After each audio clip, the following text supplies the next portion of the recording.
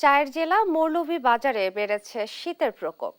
গেল কয়েকদিন ধরেই এই জেলায় নিম্নমুখী হচ্ছে তাপমাত্রা। এতে কাজে বের হতে না পেরে বিপাকে পড়েছেন শ্রমজীবী ও খেটে খাওয়া মানুষজন। এ বিষয়ে বিস্তারিত জানাতে এই মুহূর্তে যুক্ত হচ্ছেন সহকর্মী সালে ইলাহি কোটি। কোটি, শীতের তীব্রতা কেমন দেখছেন এবং কি বলছেন খেটে খাওয়া মানুষজন, জানাবেন। ধন্যবাদ। চায়ের জেলা মৌলভীবাজার। আপনি জানেন যে চা, হাওর এবং পাহাড় বেষ্টিত এই জেলায় শীত খুব বেশি অনুভূত হয় এবং বৃষ্টিটাও বেশি হয়। এই পাহাড় বেষ্টিত চায়ের জেলায় এই মৌসুমে, শীত মৌসুমে ইতিমধ্যেই বেশ কয়েকদিন যাবৎ ৮ থেকে ১০ ডিগ্রি সেলসিয়াসের মধ্যে উঠানামা করতেছে এবং ১২ ডিগ্রি পর্যন্ত এই মধ্যে উঠানামা করতেছে। অর্থাৎ শীতের প্রকোপটা দিন দিন বৃদ্ধি পাচ্ছে এবং তাপমাত্রা নিম্নের দিকে প্রবাহিত হচ্ছে। অর্থাৎ মৌলভীবাজারের শীতটা অনেকটাই অনুভূত হচ্ছে, যার কারণে খেটে খাওয়া মানুষ যারা আছেন তারা অনেকটাই দুর্বিষহ অবস্থায় পতিত হয়েছে। আমি আপনাকে দেখাতে চাই যে এখন যারা এই শ্রমজীবী মানুষ তারা এখন ঘর থেকে বের হতে পারতেছেন না।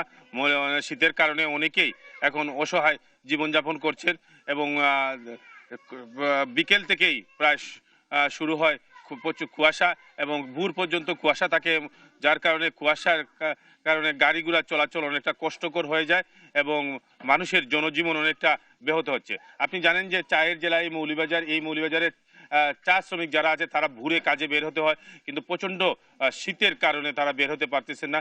এছাড়াও এখন এই জেলায় বুড়ো রোপণের মৌসুম, কিন্তু প্রচণ্ড শীতের কারণে বুড়ো চাষিরা এখন মাঠে নামতে পারতেছেন না। কথা বলেছিলাম যারা খেটে খাওয়া মানুষ আছে তারা বলতেছেন যে বন্যার সময় তারাও যেভাবে কাজকর্ম করতে পারে নাই, এখন তারা শীতে একটু মৌসুমে কাজ করার যে আকাঙ্ক্ষা ব্যক্ত করেছিলেন, কিন্তু সেই শীতের কারণে সেই কাজটি করতে পারছে না। এই শীতের কারণে দিন দিন শীতবাহিত যে রোগ সেটি অনেকটাই বৃদ্ধি পাচ্ছে। হাসপাতালে কথা বলেছিলাম, তারা বলেছেন যে প্রতিদিন শীতজনিত রোগ, বিশেষ করে কোল্ড, ডায়রিয়া এবং সর্দি, কাশি, জ্বর সহ নানা রোগে অসংখ্য রোগী প্রতিদিন আউটডোর ইনডোরে চিকিৎসা নিচ্ছেন। এছাড়াও যে জিনিসটি হচ্ছে যে মৌলভীবাজারে যে প্রশাসনের সাথে কথা বলেছিলাম, যে পরিমাণ শীতবস্ত্র বিতরণের কথা, সেটাও এখন পর্যন্ত বিতরণ করা পরিলক্ষিত হয় নাই। বিভিন্ন সামাজিক সাংস্কৃতিক ব্যক্তি সংগঠনের পক্ষ থেকে শীতবস্ত্র বিতরণ করা হচ্ছে, কিন্তু প্রয়োজনীয় তুলনায় অত্যন্ত অপ্রতুল। এই হচ্ছে মৌলভীবাজারের শীত নিয়ে সর্বশেষ। আপনাকে ধন্যবাদ। শীতের আরো খবর জানতে চলে যাব জয়পুরহাটে এবং জয়পুরহাটে রয়েছেন হচ্ছে সহকর্মী রেজাউল করিম রেজা, এবং রেজার কাছে জানতে চাইবো যে জয়পুরহাটে শীতের তীব্রতা কেমন দেখছেন এবং জনদুর্ভোগ নিয়েও বলবেন। ধন্যবাদ। আমি এখন দাঁড়িয়ে আছি জয়পুরহাটের কেন্দ্রীয় মসজিদ চত্বরে। তো জয়পুর 0 পয়েন্টে।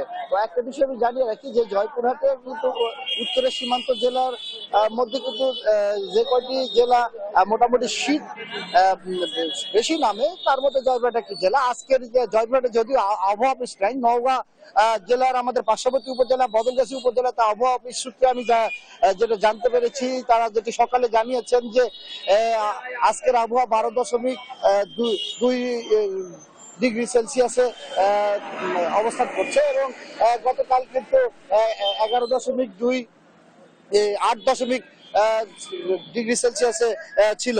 তো সর্বোপরি বলা যায় যে এই ঠিক সন্ধ্যার আগে থেকে কিন্তু এখানে শীত নামে এবং পাশাপাশি মৃদু বাতাস আছে।